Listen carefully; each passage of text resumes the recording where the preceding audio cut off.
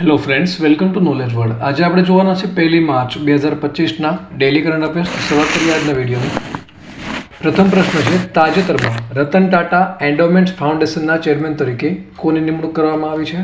તો હાલમાં જ રતન ટાટા એન્ડોમેન્ટ ફાઉન્ડેશનના ચેરમેન તરીકે એન ચંદ્રશેખરન છે તેમની નિમણૂક છે તે કરવામાં આવી છે. માટે ઓપ્શન નંબર સી છે તે આપણો જવાબ આવશે. તેના વિશે વાત કરીએ તો ટાટા સન્સના ચેરમેન એન ચંદ્રશેખરને રતન ટાટા એન્ડોમેન્ટ ફાઉન્ડેશન એટલે કે RTEFના વડા તરીકે નિયુક્ત છે તે હાલમાં જ કરવામાં આવ્યા છે. નેક્સ્ટ જોઈએ તો તાજેતરમાં DPIITએ ભારતના સ્ટાર્ટઅપ ઇકોસિસ્ટમને પ્રોત્સાહન આપવા માટે કોની સાથે કરાર કર્યા છે? તો પહેલાં તો શું છે DPIIT? તો તેનું ફૂલ ફોર્મ છે department for promotion and internal trade.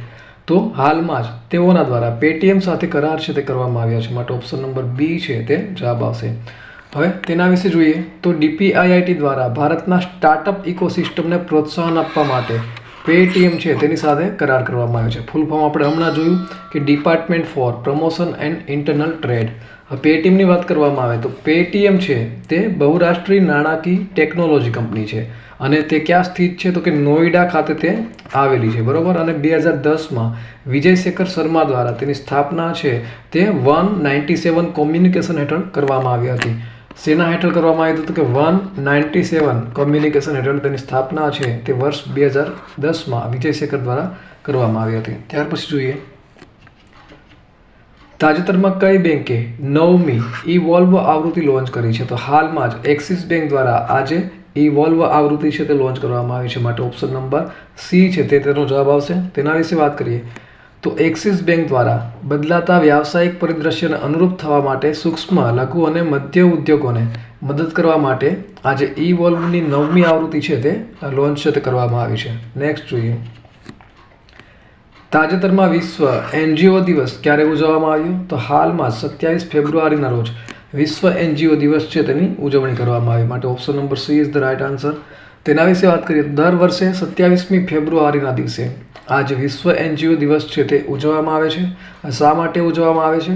તો કે જે વિશ્વભરમાં જે બિન સરકારી સંગઠનો છે એટલે કે NGO છે તેને પ્રયાસોને ઓળખવાનો અને તેના યોગદાનને સન્માન કરવાનો તેનો આશય છે. નેક્સ્ટ જોઈએ તો તાજેતરમાં કેન્દ્રીય નાગરિક ઉડ્ડયન મંત્રીએ કયા એરપોર્ટ પર ઉડાન યાત્રિકા એપનું ઉદ્ઘાટન કર્યું છે? તો હાલમાં જ આજે ઉદ્ઘાટન છે તે ચેન્નઈ એરપોર્ટ ખાતે કરવામાં આવ્યું છે. માટે ઓપ્શન નંબર બી છે તે આપણો જવાબ આવશે. તેના વિશે વાત કરીએ હવે તો કેન્દ્રીય નાગરિક ઉડ્ડયન મંત્રી રામમોહન નાયડુ અને તેઓના દ્વારા ચેન્નઈ એરપોર્ટ ખાતે આજે ઉડાન યાત્રિકા આપે છે તેનું ઉદ્ઘાટન છે તે કરવામાં આવ્યું છે.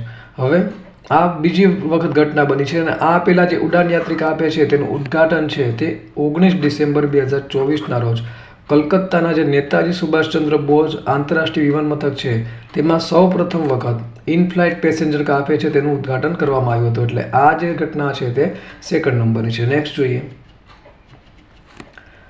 તાજેતરમાં કયા રાજ્ય સરકારે શાળાના બાળકો માટે અકસ્માત વીમા યોજના શરૂ કરી છે? તો હાલમાં જ આ વીમા યોજના છે તે રાજસ્થાન રાજ્ય સરકાર દ્વારા કરવામાં આવી છે. માટે option number A is the right answer. તેના વિશે વાત કરીએ હવે તો રાજસ્થાન રાજ્ય સરકાર દ્વારા આજે શિક્ષા સંજીવની વીમા યોજના છે જે શાળાના બાળકોને અકસ્માત વીમો પૂરો પાડે છે તે શરૂ કરવામાં આવી છે અને રાજ્યમાં આ પ્રકારની આ પ્રથમ યોજના છે અને તેમાં 1 લાખથી 1 લાખ સુધીનો જે વ્યક્તિગત અકસ્માત વીમો છે તે આપવામાં આવે છે.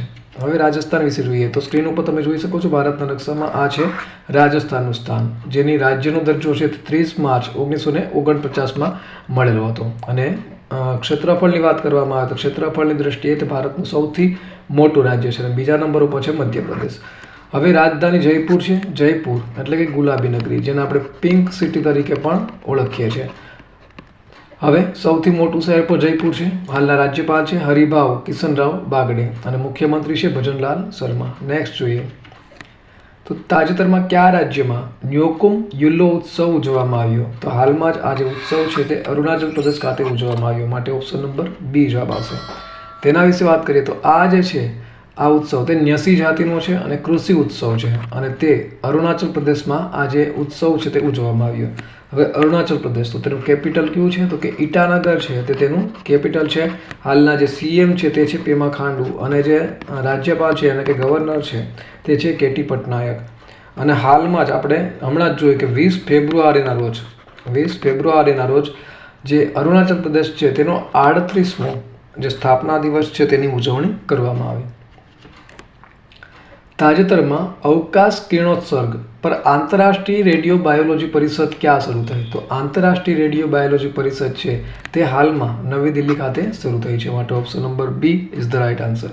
તેના વિશે વાત કરીએ તો હાલમાં જ અવકાશ કિરણોત્સર્ગ અને માનવ અવકાશ મિશન પર જે આંતરરાષ્ટ્રીય રેડિયો બાયોલોજી પરિષદ છે તેની શરૂઆત નવી દિલ્હીમાં થઈ છે અને તેનું ઉદ્ઘાટન છે તે પ્રોફેસર અજય કુમાર સૂદ અને DRDOના જે અધ્યક્ષ છે ડૉક્ટર સમીર વિત કામત. આપણે ગઈકાલે જ જોયું DRDO વિશે કે DRDOનું ફૂલ ફોર્મ શું છે તો કે defence research and development organisation, જેની સ્થાપના છે તે વર્ષ 1958માં કરવામાં આવી હતી અને હાલના તેના અધ્યક્ષ છે સમીર વિત કામત. બરોબર. ત્યાર પછી જોઈએ તાજેતરમાં કયા રાજ્યે બધી શાળાઓમાં પંજાબી ભાષાનું શિક્ષણ ફરજિયાત બનાવ્યું છે? તો હાલમાં જ આ જે પંજાબ રાજ્ય છે ત્યાં પંજાબી ભાષાનું શિક્ષણ છે તે ફરજિયાત બનાવવામાં આવ્યું છે. માટે ઓપ્શન નંબર એ છે તેનો જવાબ આવશે. તેના વિશે વાત કરીએ તો પંજાબ રાજ્ય સરકાર દ્વારા રાજ્યની બધી જ શાળાઓમાં પંજાબી ભાષા છે તેને મુખ્ય અને ફરજિયાત વિષય તરીકે શીખવવાનું ફરજિયાત બનાવ્યું છે અને કોઈ પણ બોર્ડ સાથે જોડાયેલું હોય તો તેમાં પણ ફરજિયાત કર્યું છે. હવે પંજાબની વાત કરીએ તો પંજાબનું જે કેપિટલ છે તે કયું છે? તો પંજાબનું જે કેપિટલ છે તે છે ચંડીગઢ અને હાલના તેના CM છે તે છે ભગવત માન અને રાજ્યપાલ છે ગુલાબચંદ કટારિયા. અને હાલમાં જ લોકસભા ચૂંટણી માટે શુભમન ગિલ છે તેને પંજાબ સ્ટેટ આઇકન છે તે બનાવવામાં આવ્યા છે, જે આપણા માટે IMP છે. નેક્સ્ટ જોઈએ તો ગઈકાલે પૂછાયેલા પ્રશ્નનો જવાબ મેળવી લઈએ. તો ગઈકાલે આપણે પૂછ્યું હતું કે તાજેતરમાં કયું શહેર 7મી વખત ભારતનું સૌથી સ્વચ્છ શહેર બન્યું છે? તો ઓપ્શન તમારી સામે આપેલા હતા. તો ઇન્દોર છે તે સતત 7મી વખત ભારતનું સૌથી સ્વચ્છ શહેર બન્યું હતું. માટે ઓપ્શન નંબર એ છે ત્યાં જવાબ આવશે. અને ગુજરાતનું સુરત શહેર છે તે 3જા નંબર ઉપર હતું આમાં. નેક્સ્ટ જોઈએ તાજેતરમાં કયા રાજ્યની પોલીસે ઈમેલ દ્વારા પ્રથમ FIR દાખલ કરી છે? ઓપ્શન નંબર એ છે જમ્મુ કાશ્મીર, B દિલ્હી, C મુંબઈ અને D ગુજરાત. તો આનો સાચો જવાબ તમારે કોમેન્ટ બોક્સમાં કોમેન્ટ કરીને જણાવવાનો. તો આ સાથે આજના દિવસનો જે વિડીયો છે તે પૂર્ણ થાય છે. ફરી મળીશું બીજા નવા વિડીયોમાં. ત્યાં સુધી રજા આપશો. નમસ્કાર.